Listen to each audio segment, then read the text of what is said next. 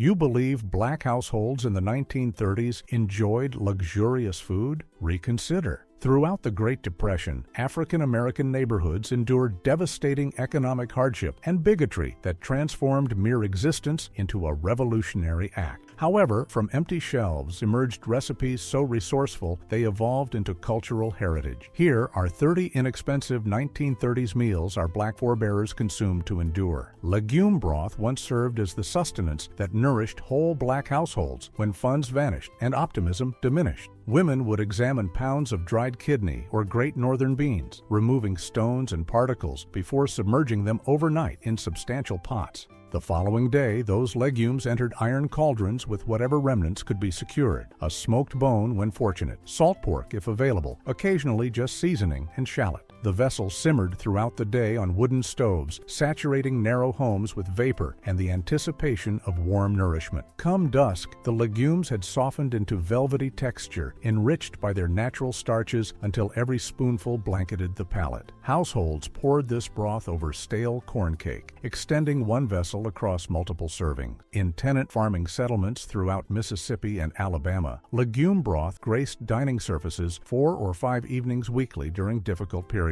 Youth matured, comprehending that legumes signified endurance, that the vessel on the burner embodied their mother's resolve to maintain their nourishment despite challenges through collective resilience. Ground corn porridge sustained black households through dawns when nothing else existed to place on the surface but resolve and ingenuity. Rough mill-ground corn flour was blended into scalding water with seasoning, the timber utensil circling continuously to avoid clumps from developing in the dense gruel. The blend bubbled and sputtered as it heated, condensing until it separated from the vessel's edges in one cohesive form. Some households included a treasured spoonful of rendered fat for substance. Others managed with only flour and liquid. Distributed warm in vessels, this porridge delivered the energy required to endure days of exhausting work in croplands or household employment. Youth consumed it before traveling miles to separated schools, their stomachs satisfied despite the meal's simplicity. In metropolitan black districts of Chicago and Detroit, households who'd relocated northward during the Great Migration preserved ground corn porridge preparation, linking them to Southern heritage and endurance customs.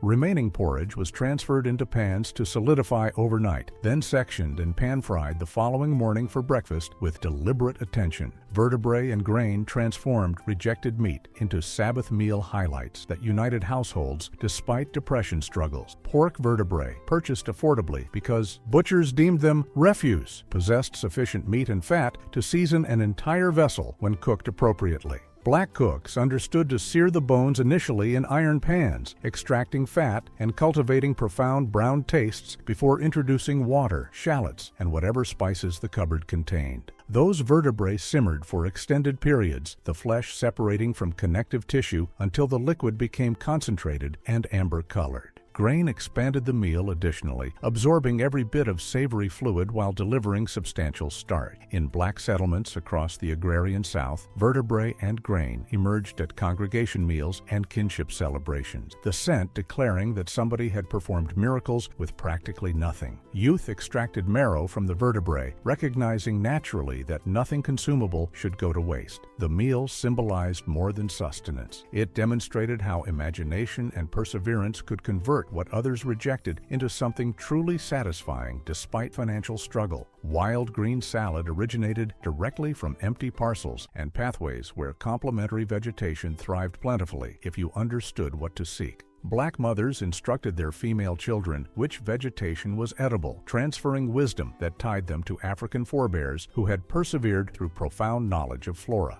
Springtime delivered delicate young wild plant foliage that was collected in containers before the vegetation bloomed and became acrid. These leaves were rinsed extensively to eliminate dirt, then separated manually and seasoned plainly with sour liquid, seasoning, and perhaps a splash of pork drippings if obtainable. The outcome was tangy, somewhat acrid, and loaded with nutrients that deterred nutritional deficiencies during cold season's sparse months. In Chicago's South Side and Harlem's apartment buildings, Recent arrivals harvested in any area of vegetation they could locate, preserving ties to countryside food traditions even in urban landscapes. Youth were dispatched with fabric sacks to collect leaves, acquiring skills to recognize edible flora while adding to household sustenance. Wild greens symbolized independence and the determination to avoid starvation when the environment offered bounty. Some households softened the leaves with heated pork, fat drizzled over them, producing a heated salad that seemed more filling through ancestral knowledge. Tuber dessert without sweetener became an inventive answer when processed sweetener cost beyond what most households could manage. Black bakers depended on the tuber's inherent sweetness, roasting them until their starches transformed to sweetness that matched any supplemented sweetener. The tubers were crushed smooth, then combined with a modest amount of flour, whatever dairy or cultured milk could be allocated, and seasonings like cinnamon or nutmeg if the seasoning container held any. This blend was deposited into basic pastry shells made from rendered fat and flour, then heated until firm. The outcome wasn't as sugary as contemporary desserts, but it possessed profound, rustic tastes that expressed autumn yields and perseverance through cold months. Tubers flourished abundantly in southern plots, preserving well in underground storage for months following harvest. Households who cultivated their own could prepare desserts across fall and cold seasons, extending one harvest across numerous servings. In black settlements, tuber dessert signified festivity despite destitution, evidence that memorable moments merited acknowledgement even when funds were lacking. Youth eagerly awaited these desserts as exceptional indulgences, cherishing every mouthful of something that seemed opulent despite simple components through collective hardship.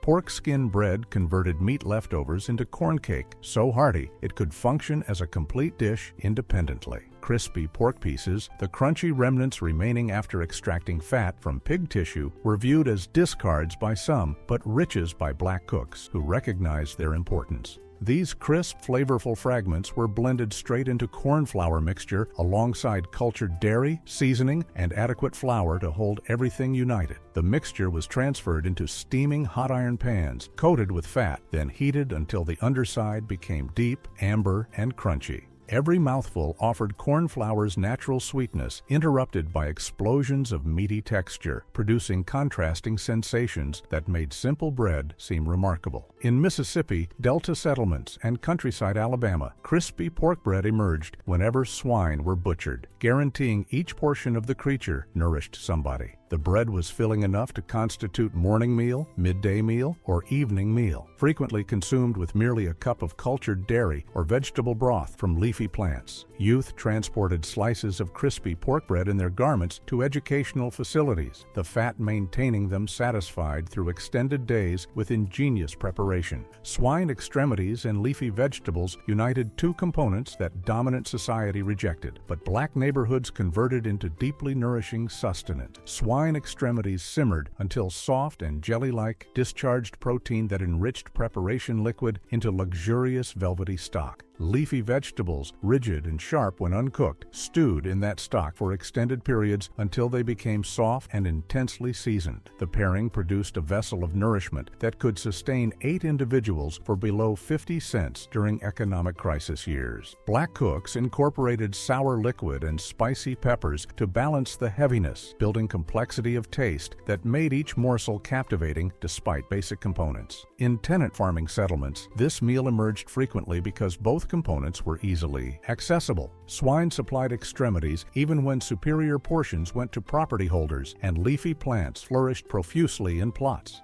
The vegetable broth remaining was valued as much as the leaves themselves absorbed with corn cake or preserved for preparing grain. Youth acquired appreciation for swine extremities' distinctive consistency, the flesh sliding from skeletal structure and the exterior becoming velvety after prolonged preparation despite overwhelming destitution. Flat cornbread emerged as the crisis essential when there existed nothing in the dwelling but corn flour and liquid. Unlike standard cornbread that necessitated eggs, dairy, and leavening agent, flat cornbread required only meal, seasoning, and fluid combined into thick mixture. The blend was formed manually into level cakes, then heated on hot griddles or straight in hearth embers until hardened exterior and compact interior. This wasn't refined nourishment. It was endurance bread that satisfied appetites and supplied energy when nothing else remained. In countryside black dwellings throughout the Lower South, mothers prepared flat cornbread numerous times daily, the aroma of browning corn flour indicating that minimally there would be something to consume. The bread preserved well, enduring multiple days without hardening, which meant one preparation could extend across numerous servings. Laborers transported flat cornbread to croplands, consuming it cold with whatever they could gather, wild bulbs, natural greens, or merely seasoning. Youth chewed on flat cornbread while completing tasks. The compact consistency demanding genuine effort to consume, but providing enduring fulfillment through generational wisdom.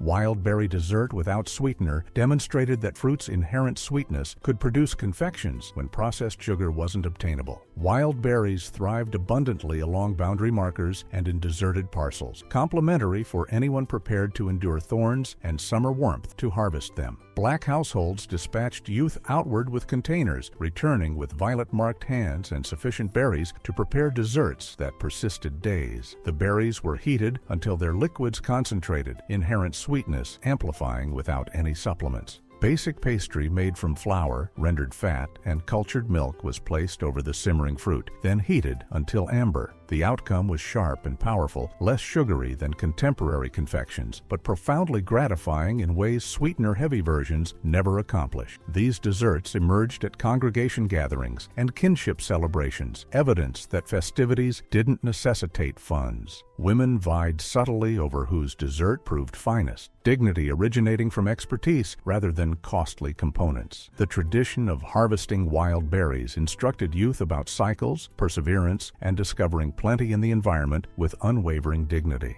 Cooked fish skulls utilize sections that others discarded, converting refuse into nutrient-dense sustenance through expert preparation. When black households captured or purchased fish, nothing consumable was wasted. Skulls were cleansed, seasoned, and cooked until crunchy. The facial portions contained delicate, flavorful flesh, treasured by those who understood to seek it. Eyeballs and fragments of tissue around the cranium supplied vital protein during periods when every calorie was significant. These fish skulls were coated in corn flour and cooked in heated fat until the skeletal structure became crispy enough to crunch and consume. Youth mastered navigating around skeletal parts, locating concealed portions of flesh while cultivating appreciation for ingenuity. In waterfront settlements and near waterways, fish skulls emerged frequently because commercial operations sold them inexpensively or distributed them freely. Black cooks prepared them alongside regular fish, handling them with identical attention and flavoring. The tradition demonstrated intimate comprehension of sustenance, recognizing that worth existed universally if you understood how to prepare it correctly through imaginative endurance. Vegetable pod stew extended produce into satisfying sustenance that delivered nutrition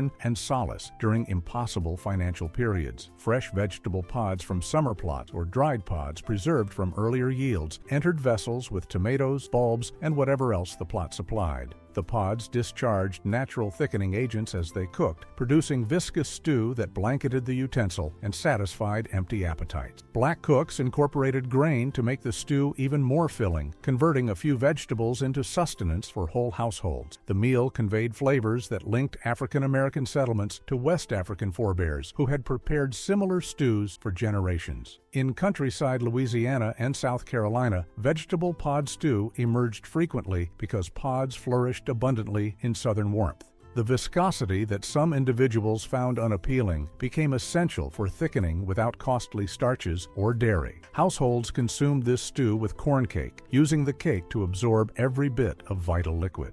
Youth matured adoring vegetable pod stew's distinctive consistency, discovering solace in its warmth and satisfaction despite systematic persecution. Corn flour containers were as vital as oxygen, and every household understood it. Corn flour was affordable, satisfying, and reliable, something you could utilize in numerous different methods without squandering a single particle. Households used it for corn cake that expanded a vessel of legumes, griddle cakes prepared right on the burner, dough balls placed into stock, and even as a thickening agent when stews needed to endure another day. The containers rested in edges of storage spaces, secured tightly to keep vermin away, frequently persisting weeks at a stretch. Because individuals used corn flour constantly, youth learned early how to measure it with careful motions. Understanding a modest amount traveled far. Corn flour was the foundation of endurance preparation. Simple but formidable, it maintained households satisfied when nothing else was certain, demonstrating that basic sustenance could be potent when extended with expertise and devotion. Skillet-cooked grain was radiance in a pan, sugary, rich, and amber. Fresh cobs were scraped manually, liquid and all, then placed into heated pork fat until the seeds burst and crackled. A dusting of seasoning, a hint of sweetener, perhaps a trace of spice. It didn't require much more. The aroma saturated the cooking space, summoning everyone to assemble nearby. Each portion had that blend of sugary and flavorful that only regional cooks could perfect. It was warm season nourishment, made from grain cultivated locally, prepared while the day was still warm and luminous. You could consume it independently or serve it beside leafy vegetables and protein, but it always captured attention. The noise of it cooking was like harmony, a rhythm of solace and recognition.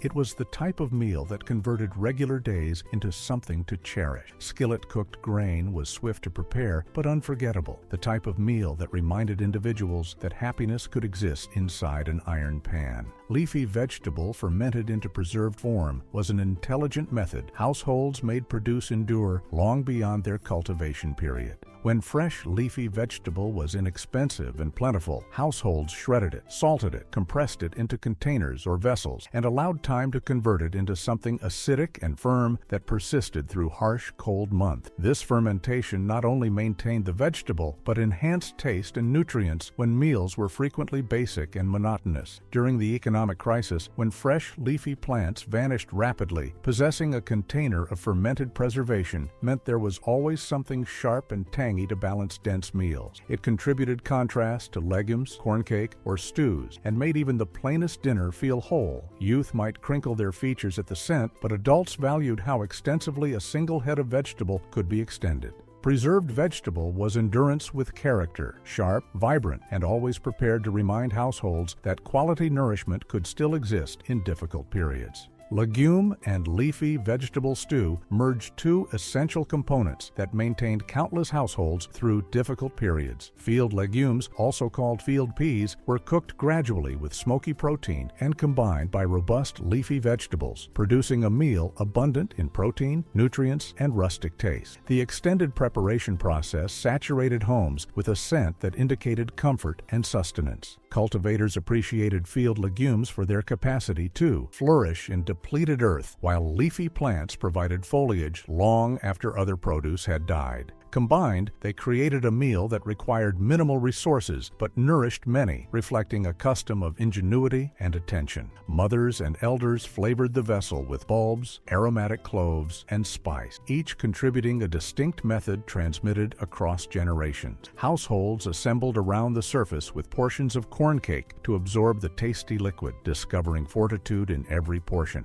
Though markets now provide unlimited options, the gradually cooked pairing of field legumes and leafy plants remains as a testament of an era when basic components produced lasting sustenance. Swine cranium preserve or jellied meat was not refined nourishment, but it had profound origins in custom and reverence for what you possess. Created from the skull of the animal, simmered, flavored, and solidified in its own stock, it was a meal originating from necessity and dignity. It was consumed chilled, cut narrow, and frequently distributed at the surface with crisp wafers and dialogue. What others might have discarded became something tasty and enduring in the proper hands. It expressed periods when squandering sustenance was inconceivable, when every section of the creature was utilized to respect the labor that went into cultivating it. The aroma of it preparing saturated the entire dwelling, pungent and potent, but it was the type of scent that signified positive things were approaching. When chilled and cut, it shimmered in the illumination like evidence of endurance itself. Each portion contained a narrative of extended days, deliberate hands, and households who understood that ingenuity was its own form of prosperity. Jellied meat wasn't about elegance, it was about appreciation. Even if you didn't mature consuming it, the narrative it conveyed was universal. Manage with what exists, make it excellent, and never disregard a meal. Preserved kidney legumes were one of the initial things households accumulated because they persisted indefinitely, satisfied appetites rapidly, and required minimal funds during a period when every coin was significant. These legumes rested quietly in fabric containers or transparent vessels on storage surfaces, waiting to convert into something warm and nourishing after extended days of attempting to manage. Kidney legumes did not require much, just liquid, modest warmth, and perhaps a fragment of salt pork if the cooking area was fortunate that week. They cooked gradually, softening into a dense vessel of solace that could extend across multiple servings, occasionally nourishing large households for days. Youth matured, recognizing the recognizable scent drifting from the burner, an indication that supper was going to be plain but consistent. The type of nourishment that maintained individuals advancing through harsh cold seasons and tougher labor days. Kidney legumes were endurance nourishment, but they were also recollection nourishment, connecting households together with the silent comprehension that something modest and simple could transport you forward. They were a fundamental component in numerous homes because they functioned consistently, regardless of how sparse the storage appeared. Preserved kidney legumes did not merely nourish households, they stabilized them. Cooked unripe tomatoes were a veranda staple, a snack for warm days and effortless joy. Portions of firm, unripe tomatoes were coated in corn flour, cooked amber in a pan, and dusted with seasoning while still crackling. The outcome was crunchy on the exterior, tender within, and just acidic enough to make your mouth tingle. You could consume them upright, still warm from the vessel, or arrange them tall beside a plate of legumes and grain. They were the type of indulgence you didn't organize. You just prepared them when the plot yielded excessive tomatoes. The crackle of fat, the murmur of dialogue, and the aroma of corn flour cooking converted an regular afternoon into something memorable. Youth waited by the burner, taking portions when the cook wasn't watching. Their digits scorched but joyful. Cooked unripe tomatoes weren't just about flavor. They were about moments, perseverance, and fellowship. Their flavor was intense but modest, a testament of warm seasons that seemed infinite and basic joys that required minimal expense. Cooked unripe tomatoes were existing evidence that quality things arrive to those who prepare from the soul. Ground legume stew demonstrated the intelligence of using regionally cultivated legumes to produce satisfying, nourishing meals from virtually nothing. Ground legumes cultivated throughout the region and frequently gathered by black cultivators were crushed into paste and combined with liquid, bulbs, and whatever flavorings could be discovered. The blend cooked down into smooth stew that supplied protein, fat, and solace. This wasn't the refined ground legume stew found in elaborate recipe collections. It was coarse, textured, and genuine, tasting of soil and endurance. Black households prepared ground legume stew frequently because ground legumes preserved well and could be crushed manually using basic implements. The stew satisfied hungry youth before education and warmed field laborers who returned home depleted after nightfall. In Alabama and Georgia, where ground legumes were primary crops, this stew emerged so regularly it became linked with economic crisis hardship. Yet it provided authentic sustenance. Ground legumes supplied complete protein and vital fats that maintained bodies operating during starvation circumstances with neighborhood assistance. Ember bread was created out of flame and desperation, a formula that emerged in the center of difficult periods. Corn flour, seasoning, and liquid were all it required. The mixture was compressed together manually and placed directly into the heated embers of a timber hearth. It cooked, gradually the exterior solidifying into a smoky shell, while the interior remained tender, amber, and warm. When it emerged, individuals swept away the embers, separated it open, and poured it with syrup or cane sweetener. It possessed a flavor that was both sugary and rustic, like the recollection of dwelling on a Sabbath morning. Ember bread was a laboring individual's sustenance, something you could prepare after an extended day without requiring an oven or an elaborate vessel. It was nourishment that did not squander or delay, created for those who possessed nothing surplus but still discovered solace in what minimal they possessed. The aroma of it saturated modest dwellings and silent cooking spaces, the noise of the popping flame blending with merriment or worship. Every fragment reminded individuals that fortitude could develop even from embers. Sweetener bread emerged as the solution when there was nothing to consume but flour and whatever sweetening agent could be located. Grain syrup or cane sweetener, more affordable than sugar and obtainable throughout the region, were poured over basic biscuits or corn cake to produce something resembling confection. Black youth acquired skills to prepare this indulgence themselves, combining flour and liquid into basic mixtures, heating them rapidly, then submerging the outcomes in deep, viscous sweetness. The pairing supplied rapid energy, starches from bread and concentrated sugars from syrup, providing calories required for work. In tenant farming households, sweetener bread emerged regularly because grain syrup was frequently the sole sweetening agent reachable when dominant property holders regulated access to processed sugar. The tradition instructed youth to discover happiness in modest joy, converting fundamental components into indulgences through creativity and readiness to create something from nothing.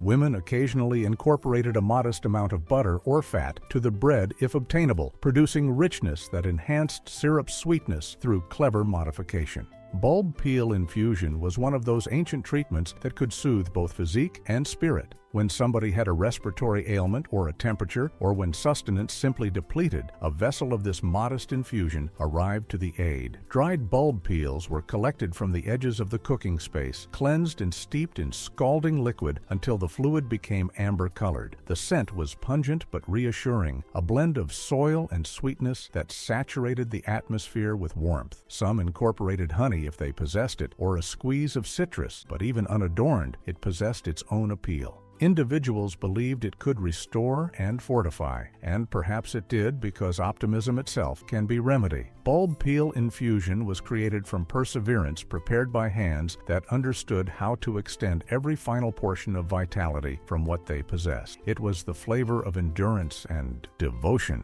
a taste that made you trust tomorrow might be kinder. Vegetable pod cakes with grain strands were the type of cooking sorcery that only originated from necessity and creativity. In the extended warm months when the croplands were abundant and funds were scarce, individuals utilized every section of what they gathered. The grain strands that attached to the cobs were not discarded, but preserved and torn, incorporated into mixture alongside chopped vegetable pods, flour, and a splash of dairy or liquid. When placed into heated fat, the cakes expanded and sizzled, their borders becoming amber and crunchy. The aroma was something you could trace from along the path, heated, nutty, and sugary with that subtle scent of grain. Each morsel was crispy on the exterior and soft in the center, with tiny threads of grain strands that provided it consistency and character. They were distributed with syrup or sour liquid, depending on what the household possessed, consumed directly from the vessel when restraint diminished. Vegetable pod cakes with grain strands were sustenance created from attention and resourcefulness, evidence that refuse had no position in a modest cooking space. Every household possessed its own interpretation, transmitted quietly across generations, bearing the flavor of late afternoons, demanding labor, and basic happiness. They were destitution's verse, cooked into something worthy of recollection. Poultry extremity stew demonstrated that even the most improbable sections could become sustaining meals through patient preparation. Poultry extremities purchased for minimal coins or distributed freely by cultivators contained protein that converted into abundant gelatinous stock after extended periods of cooking. Black cooks incorporated vegetables, grain, and flavorings to produce stews that satisfied whole households despite beginning with what others regarded as refuse. The extremities' connective tissue and fibers dissolved into velvety stock that blanketed the palate and supplied authentic fulfillment. This stew emerged frequently in both metropolitan and countryside black dwellings, the extremities' minimal expense making them obtainable even during the most severe economic crisis years. Youth mastered navigating around skeletal parts, locating portions of flesh and exterior while valuing the abundant stock. The tradition of utilizing poultry extremities demonstrated reverence for creatures and determination to waste nothing consumable. In Asian and Black settlements, poultry extremities were treasured components rather than waste, cultural wisdom maintaining their worth. The stew provided protein, nutrients from skeletal structure, and warmth that soothed as much as it sustained despite insurmountable challenges. Cane sweetener brew was not refined, but it was potent enough to maintain an individual advancing through the most extended of days. When coffee seeds were limited and sugar even more scarce, somebody resourceful realized that a spoonful of dark cane sweetener blended into heated liquid or diluted preparation could create a beverage both sugary and robust. The outcome was dense and deep with a sharpness that adhered to the tongue and heated the torso. It tasted like labor and endurance, like croplands at dawn and industrial chimes ringing. Households consumed it early and regularly, some incorporating dairy if luck luck permitted, others accepting it unadorned with bread fragments for morning meal. It was a destitute person's indulgence, a modest defiance against starvation and exhaustion. The aroma alone was sufficient to rouse the weary and remind them that fortitude could be blended, not purchased. Cane sweetener brew was bravery in a vessel, distributed by hands weathered from toil and spirits that declined to surrender. It bore the essence of individuals who constructed their mornings out of determination and vapor, demonstrating that honor could exist even in the most diluted preparation. Bulb sauce converted the most affordable possible components into something that made even basic grain or tubers taste valuable. Black cooks sectioned bulbs narrow and prepared them gradually in whatever fat was obtainable: pork drippings, rendered fat, or even basic vegetable oil. The bulbs dissolved into sugary amber threads that established the foundation for sauce thickened with flour and liquid. Seasoning and spice supplied the sole flavoring, yet the outcome provided fulfillment far exceeding such modest origins. This sauce emerged on economic crisis era surfaces numerous times weekly, extending minimal quantities of fat into meals for extensive households. The bulb's inherent sugars caramelized during preparation, producing intricate tastes that made destitution sustenance taste nearly extravagant. Youth absorbed bulb sauce with biscuits or bread, their vacant dishes proof of authentic appetite fulfilled. In black settlements throughout the region, women possessed dignity in their bulb sauce, the excellence exposing their expertise at extracting maximum taste from minimal components through communal endeavor. Sour liquid dessert filling addressed the challenge of creating confection when eggs, dairy, and fruit were all exceeding financial capability. This wasn't the traditional dessert or cultured milk dessert prepared by those who possessed dairy. This was liquid, sweetener, if obtainable, flour, and sour liquid combined into filling that astonishingly tasted nearly like citrus when heated. Black cooks transferred this blend into basic pastry shells, then heated until firm. The sour liquid supplied sharpness that offset what modest sweetness could be accomplished, producing confections that youth genuinely anticipated consuming. The dessert symbolized cleverness originating from despair, demonstrating that indulgences didn't necessitate costly components when imagination satisfied the deficiencies. In settlements where youth had never sampled authentic citrus, dessert, sour liquid dessert, was memorable occasion nourishment that designated birthdays and celebrations. Women tested with various sour liquid varieties and ratios, cultivating formulas that became household confidences. The tradition of preparing sour liquid dessert instructed significant lessons about ingenuity and declining to allow destitution remove all happiness despite financial devastation.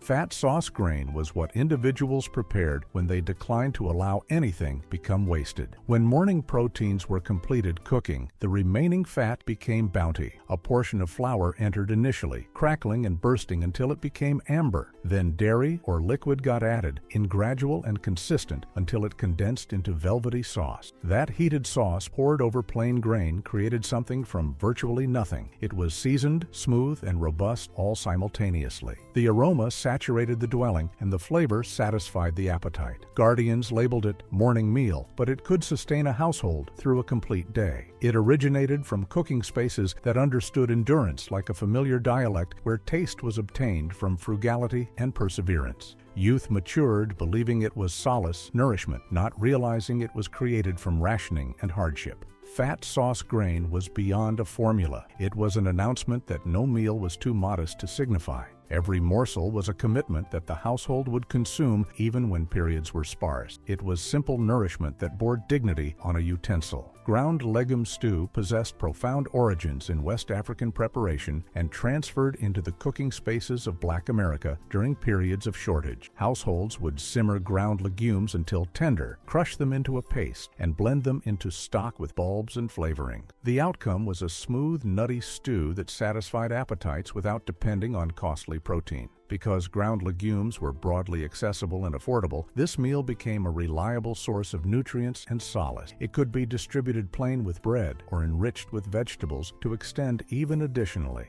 Youth matured, experiencing ground legume stew as a warm, nourishing meal that calmed appetite while bearing the resonance of ancient customs. The taste was rustic and fulfilling, reminding households of both endurance and cultural origins. Ground legume stew demonstrated that the most most economical components could still yield something remarkable, maintaining whole households during challenging periods. It was not merely stew, it was endurance nourishment with ancestry poured into every vessel. Crushed climbing plant root mixture emerged when traditional starches were limited and starchy alternatives were required to enrich stews or expand breads. Climbing plant, an aggressive vine brought from Asia, extended deep roots into the regional earth that accumulated plentiful starch. Enslaved foragers excavated these roots, cleansed and dried them, then crushed them into a delicate powder. Combined with liquid, the powder created a mixture that enriched stews or functioned as a binding agent for corn flour cakes.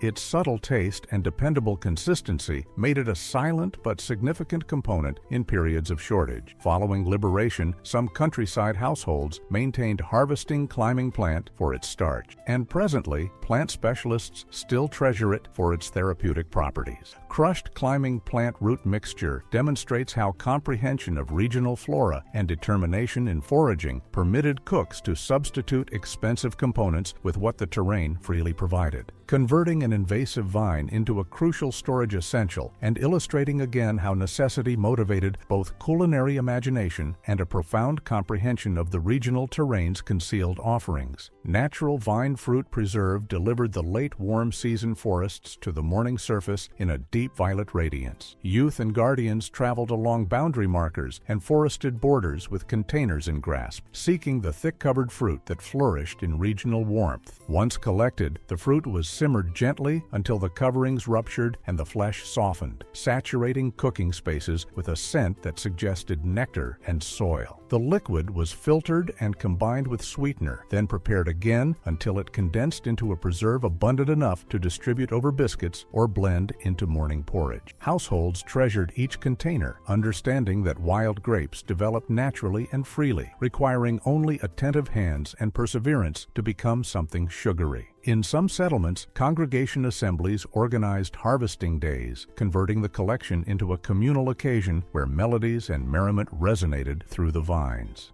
Presently, marketplace grapes have substituted the natural search, and purchased preserves lack the distinctive intensity of fruit matured under regional sun. But recollections of violet-marked digits still persist in many spirits. Corn flour dough balls and tomato stock were the type of meal that seemed basic but satisfying, bearing both economy and solace in every vessel. The stock initiated with preserved or fresh tomatoes, prepared down with bulbs, aromatic cloves, and a hint of flavoring to construct a flavorful foundation. My elder mixed corn flour with a portion of flour, seasoning, and liquid to create small dough balls, placing them cautiously into the simmering vessel. As they cooked, the dough balls softened into delicate morsels, absorbing the tartness of the tomatoes while enriching the stew. The aroma alone attracted everyone to the cooking space, the combination of corn and tomato offering something substantial without requiring protein. Corn flour was affordable and constantly available, an essential in black dwellings throughout the region. Tomato stock was economical also, whether from plot harvests or preserved goods purchased in quantity. Combined, they produced a meal that required minimal expense but satisfied hungry appetites with warmth. Corn flour dough balls and tomato stock converted two of the most modest components into a household essential, demonstrating that frugality and attention could yield meals worthy of recollection. Wild fruit strip was a sweetness created from shortage. Prepared when sweetener was an aspiration too distant from grasp, natural fruit, tender and amber when matured, were collected manually and crushed into pulp, their sharpness diminishing into profound honeyed taste as they dried beneath the regional sun. Distributed narrow on planks or fabric, the pulp solidified into elastic sheets that could persist for months, folded and preserved for the harsh cold season ahead. It was confection created by perseverance, sustenance compressed into a structure that would not decay. The procedure itself was silent labor, frequently completed at the margins of daylight, each preparation a modest resistance against starvation. When the cold arrived and sustenance was limited, a portion of wild fruit strip could elevate morale and ease appetite's intensity. In its sweetness existed a teaching. Endurance does not constantly signify harshness. Occasionally, it tastes like radiance captured in fruit. Vegetable pod and tomato stew was a meal where ancestry encountered appetite and converted it into solace. Originating from African origins and regional earth, it combined the earthiness of vegetable pods with the tang of matured tomatoes in a dense simmering vessel. The viscosity that many avoided became smoothness beneath the proper hands, enriching the stew into an abundant, tasty stock. Bulbs, aromatic cloves, and a few peppers contributed complexity, while a dash of seasoning or spice made the tastes resonate. Households frequently distributed it over grain or consumed it plain with a portion of corn cake, clearing the final drops from their dishes. This meal wasn't merely sustenance, it was character, a manifestation of generations who managed and created wonder. It linked cropland to household, history to present, and appetite to spirit.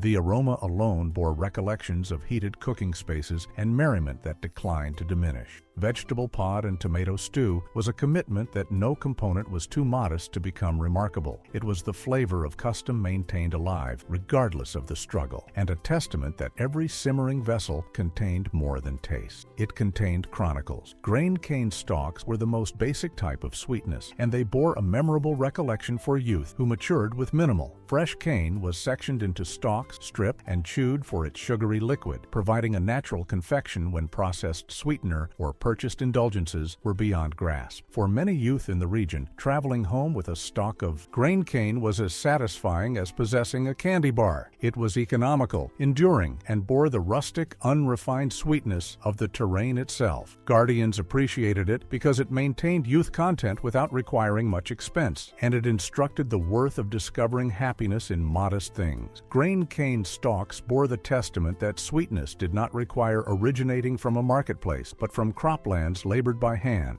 They were section of the pattern of countryside existence tied to collections and household recollections. Even in the most challenging years, grain cane stalks delivered joy. Wild fruit seed brew emerged when foreign beans were uncommon or too expensive for enslaved settlements. Natural fruit released their produce in autumn, and the rigid seeds within were cleansed, dried, and heated until deep and aromatic. Crushed and steeped in heated liquid, they yielded a warm, nutty drink with no stimulant but abundant solace on frigid mornings. This tradition transferred forward following the civil conflict, particularly during conflict shortages when brew imports declined again. Households throughout the region heated wild fruit seeds alongside root or other regional alternatives, demonstrating the durability of this creative approach. The mild taste and toasted scent made it a cherished substitute, long following necessity diminished. Presently, a few ancestry celebrations still prepare wild fruit seed brew to respect the cleverness of those who initially realized its abundant flavor. The beverage reminds us that imagination in the presence of shortage can produce customs that survive the situations that originated them, converting endurance into a heritage of taste and fortitude. Handmade cane syrup pour once provided biscuits and flat cakes, a deep smoky sweetness unequaled by processed sweetener. Households would collect grain cane, compress the stalks, and simmer the liquid in substantial iron vessels until it condensed into an abundant amber syrup. The labor was heated and adhesive, frequently extending from sunrise until late evening, but the compensation was a taste that characterized regional breakfasts and celebration indulgences. Youth observed the simmering vessels with enlarged eyes, anticipating for an opportunity to experience the warm syrup on a fresh biscuit. Community members frequently distributed the labor and the completed product, converting the syrup preparation into a neighborhood occasion as well as a culinary one. Over periods, industrial sweeteners and purchased syrups substituted the attentive craft, and the comprehension of how to extract sweetness from cane diminished with elder generations. For those who recall, a portion of handmade cane syrup is beyond a flavor. It is a recollection of household unity, demanding labor and the sweetness that determination can deliver.